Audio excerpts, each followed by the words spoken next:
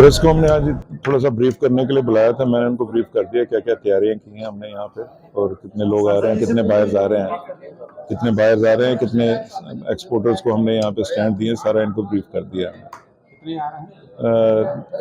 470। कालीन निर्यात संवर्धन परिषद के चेयरमैन कुलदीप ने जानकारी दी कि कालीन मेले का आयोजन किया जाएगा, जिसका उद्देश्य आने वाले विदेशी आयातकों के बीच भारतीय कालीनों और अन्य फ्लोर कवरिंग की संस्कृति, विरासत और बुनाई कौशल को बढ़ावा देना है। मेला एक आदर्श मंच है जहां पर दीर्घकालीन रिश्ते स्थापित कर सकते हैं।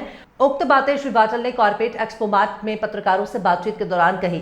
उन्होंने कहा कि इस बार 257 निर्यातकों द्वारा मेले में स्टॉल लगाकर अपने उत्पाद को प्रदर्शित किया जाएगा। हालांकि स्टॉलों की संख्या बढ़ भी सकती है क्योंकि स्टॉल की मांग की जा रही है। वहीं विभिन्न देशों के लगभग 454 आयातकों ने मेले में प्रतिभाग करने के लिए रजिस्ट्रेशन करा लिया है। अभी तक 222 आयातकों ने मेले में प्रतिभाग लेने की स्वीकृति प्रदान कर दी है। सीपीसी द्वारा 150 प्रतिष्ठित आयोजकों को सुविधा प्रदान की जाएगी जो फिलहाल कालीन के कारोबार से जुड़े हुए हैं। श्री वाटल ने कहा कि चल रहे युद्ध से इस फेयर पर कोई असर नहीं पड़ेगा क्योंकि हमारे पास 454 आयातकों का बातचीत के दौरान कही। उन्होंने कहा कि इस बार 257 निर्यातकों द्वारा मेले में स्टॉल लगाकर अपने उत्पाद को प्रदर्शित किया जाएगा। हालांकि स्टॉलों की संख्या बढ़ भी सकती है क्योंकि स्टॉल की मांग की जा रही है। वहीं विभिन्न देशों के लगभग 454 आयातकों ने मेले में प्रतिभाग करने के लिए रजिस्ट्रेशन करा लिया है।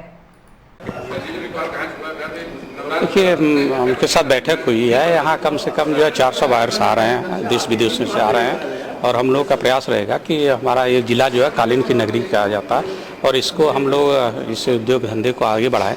और हमारी सरकार से भी बात होगी, कैबिनेट में भी हम लोग ये बात उठाएंगे और अपने जो लोकसभा चलेगा उस समय पे भी।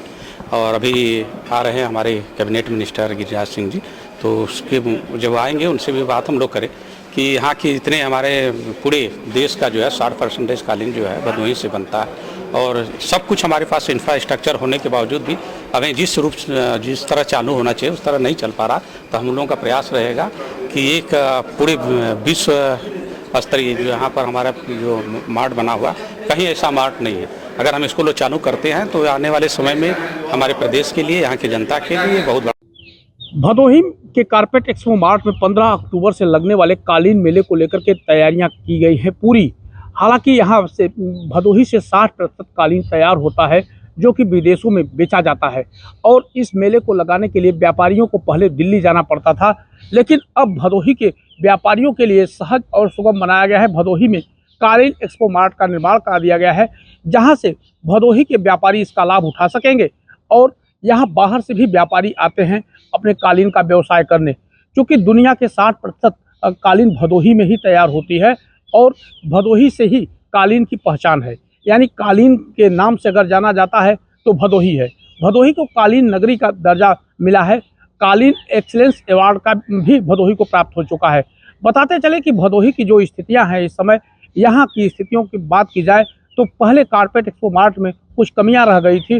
पिछले वर्ष भी कालीन मेला लगा था, लेकिन उन सभी कमियों को सुधार करके जो बाहर से व्यापारी आने वाले हैं उन सब के लिए अच्छी व्यवस्था की गई है।